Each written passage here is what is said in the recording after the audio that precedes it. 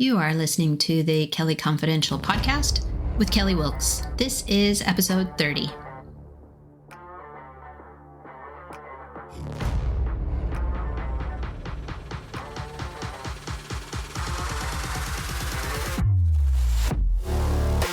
Welcome to the Kelly Confidential Show, where we talk negotiation essentials and those crucial conversations empowering extraordinary women. Real women, real issues. Let's jump in.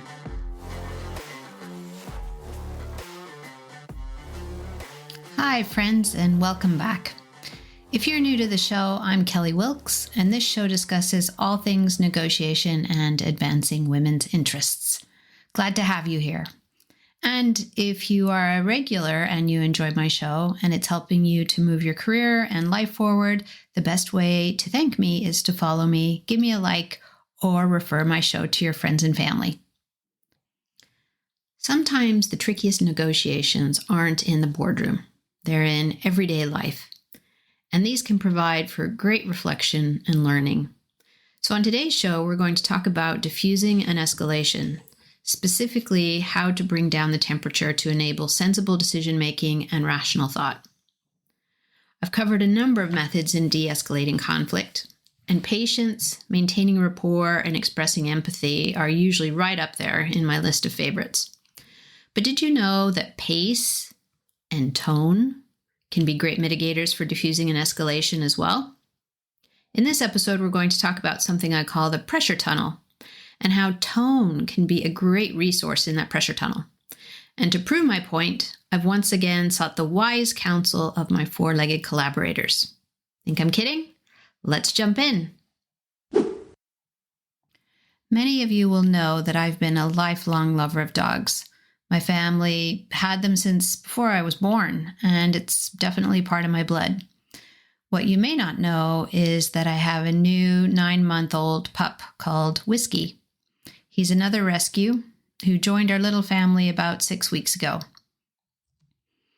I decided to get another dog as a companion for my older dog Annie after we lost my spaniel Murphy about 18 months ago. And Murph was truly one of a kind, a total cuddle bug, mischief maker, and with an unmatched exuberance for every minute of every adventure. And he was with me for a long time. It was well over 15 years, which included all kinds of adventures, moving house. We moved country twice. And I would say outside of my dad's passing in 2015, I've never felt this kind of persistent grief. Losing Murph was really awful. So it was a big decision bringing another dog into the house, and one I was totally invested in. When I finally made the decision, that was it, and I was ready. So what does all of this have to do with negotiation and conflict? Well, stay with me, I'm getting there. Firstly, it helps to know that unlike Murph, who was a small, even though he was sort of barrel-esque looking at towards the end, the little round tub that he was, but he was small, he was a spaniel. Whiskey, by contrast, is tall. He's a good medium to large dog. And he's only 20 kilos thereabouts, but he's definitely taller than Annie. And while he's a softie and submitted to Annie early in the introduction, which I was grateful for, he was quite aggressive when it came to feeding time. Partly out of instinct, I think, because he came from an open pen rescue where, it was all dogs for themselves at feeding time. Survivalist instincts probably kicked in, and he came out guns blazing when it was time to eat. He was so aggressive that he wouldn't even let Annie into the kitchen, which, is a problem.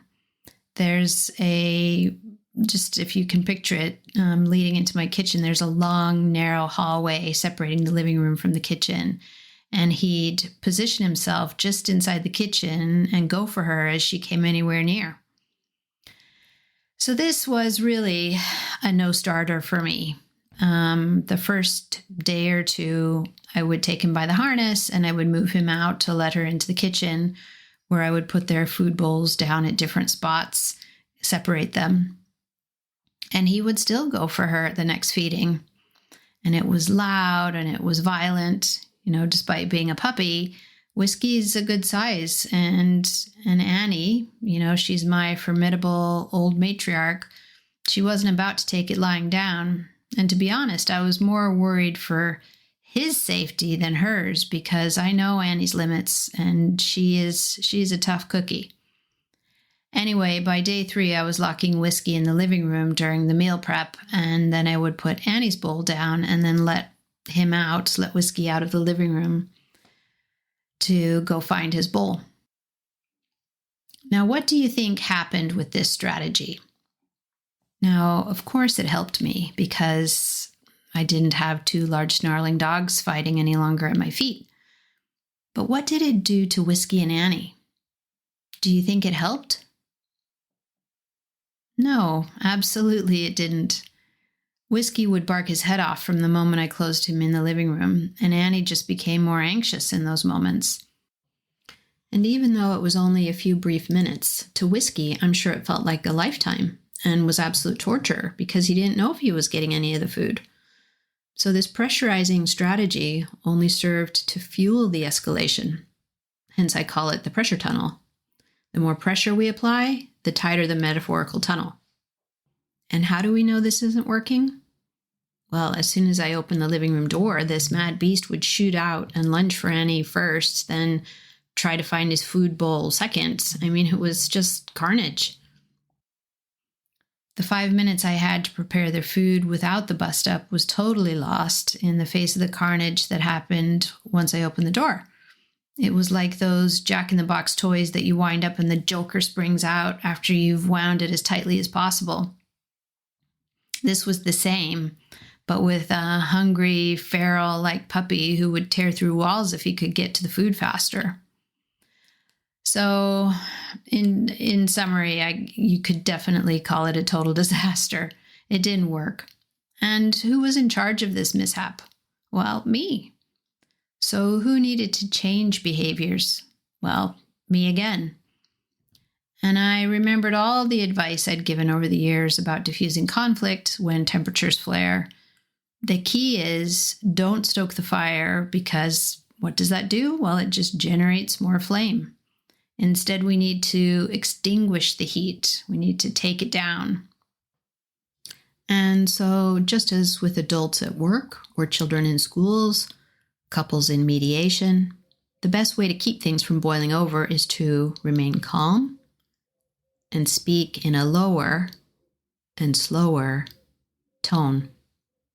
Few words, stay calm, listen, ask questions, remain respectful, and repeat. Just as if someone is yelling at you across a table or at home, the key is to pause, move calmly, keep a very low tone, just above a murmur, and speak more slowly. Why these last 2 parts in particular? Well, because studies have shown that a lower tone and slower speaking pace not only encourages calm, but it forces the other party to get out of their forward trajectory to do what? Well, to listen. If the volume is so low, people and animals will stop and listen in case they're missing something, especially if it's a domesticated animal who's used to taking commands. I gave similar advice last year on another show where I used Annie again in an example about speaking calmly to get her to move away from the window when the postman went by. Because she hated the postman with a passion, mainly just because of the mail chute coming through the front door. Bless her. Now, the lazy thing was to yell at her from wherever I was in the house to knock it off and shoo her away. But dog trainers the world over will tell you this absolutely does not work, just as physically punishing a dog does not work, in addition to being cruel. You can't negotiate with fear or aggression. I say this often. In the heat of stress, you can't influence someone to change course with an equally stressed or aggressive approach. It just does not work. Remember all of the shows where I've talked about the fight or flight response, the amygdala hijack? The brain simply won't process rational thought when people are in those fear responses. And we all know that anger is the defense mechanism for what? For fear, of course. The two are closely linked. And to underscore these points and the pertinent evidence with animal behaviors, I've sought additional support for this theory, and there's a wealth of information and studies on this topic, particularly in the field of policing, services, and education. Both professions see their fair share of conflict and violence, so these studies and their application are totally vital.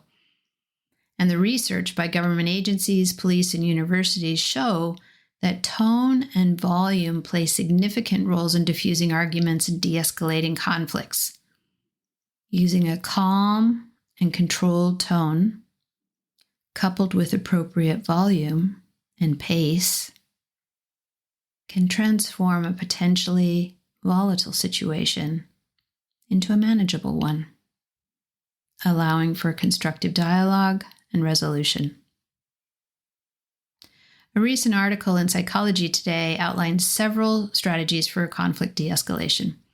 Among them was the advice to, I quote, maintain a non-threatening appearance and demeanor, not to match the intensity of the other person's anger or frustration, stay calm, and help navigate the situation safely and lead to a more successful resolution. The doctors in that same article emphasized, I quote again, the profound impact of tone in communication, citing that people tend to be more sensitive to the tone of voice than to the explicit content of what is being said. A harsh tone can easily hurt others and escalate conflicts, while a mindful, softer tone can foster understanding and collaboration. In yet another article, Brian Kavanagh writes about adolescent conflict in his University of Maine study, where he writes, tone, volume, rate, and intonation of the voice can all convey different messages. In general, a lower tone and volume are preferable. In addition, the rate of speech should remain slow to ensure the child understands what is being said and convey calm and patience. And what do these things combined tell the other party? It tells them that there's some space being offered. It tells them that there's some respect being offered. Brian Kavanagh goes on to write, once a student begins to escalate, the first steps towards de-escalation is to open clear lines of communication through active listening, again, giving space. And according to his research, in order to actively listen, the teacher must give the student their undivided attention and approach the student without judgment or assumptions. To ensure understanding, the teacher can clarify, repeat, and restate as the child talks. This will help both the child and the teacher identify the child's emotions and connect them with the behavior. This is all about space and respect. But the most impactful summary I found amongst these studies was in a paper by the National Library of Medicine, and this went to the heart of what is commonly taught in modern mediation courses. And it stated, all conflict management research confirms that setting a safe environment is a critical element in successful management of conflict. Why do you reckon this is so important? Well, because people need to feel heard and respected. This is achieved if they feel their physical environment is safe. Remember Abraham Maslow's hierarchy of needs? Physical safety is one of the bedrock needs that has to be satisfied in order for people to move on to the more challenging aspects of life. And so if the person in charge of that environment, whether it's the lead negotiator, a teacher, a mediator, or in my case, a dog handler, if that person can produce a safe environment It provides the baseline for collaborative engagement. In summary, how we use our voice, its tone and volume, can either fuel a conflict or it can help in calming the situation and making the parties feel safe. By focusing on a non-confrontational tone, practicing active listening, giving physical space to the person, and expressing empathy, individuals can navigate through conflicts more effectively, fostering a more open and cooperative environment. So what happened with Annie and Whiskey? Well, for poor Whiskey, the act of putting him in the living room while I was making the food was an act of aggression. It was just pressurizing him, and it was winding him up further. And in return, his panicked barking just agitated a growingly fearful Annie. It was never going to work. And so on the fourth day, I didn't move anybody out. I just started making their food bowls calmly in the kitchen and just waited for signs of stress. Being a puppy, Whiskey was the first to show signs of aggression, with his ears back, his tail high, and then his little lips started to curl. So when I saw that, I stopped what I was doing and I spoke in a very low voice for Annie to come forward around the other side of me.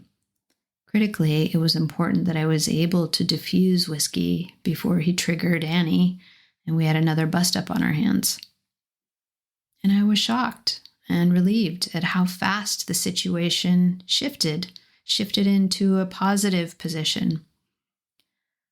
By moving slowly, giving them space, showing respect for both of them, and reminding myself that I was leading this negotiation. And if I set the pace, they would follow. And they did. This meant me remaining calm, speaking in a low tone, slowly, pausing before physical movements, no sudden gestures. All of these things demonstrated that it was a safe environment for them.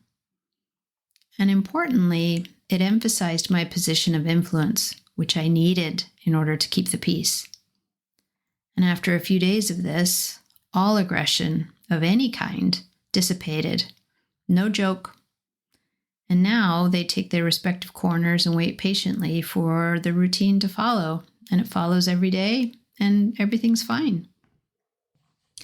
And that's us done for today. Thank you for being here. And be sure to join me on the next episode where former military sergeant Gina Atkinson joins us again from the peaks of Scotland, where she's just completed the first leg of her 300-mile solo trek. You heard that right. Gina was on our show last year about to embark on this same solo challenge, but suffered a major accident. Now she's back, stronger than ever, and you won't want to miss this special episode. See you there.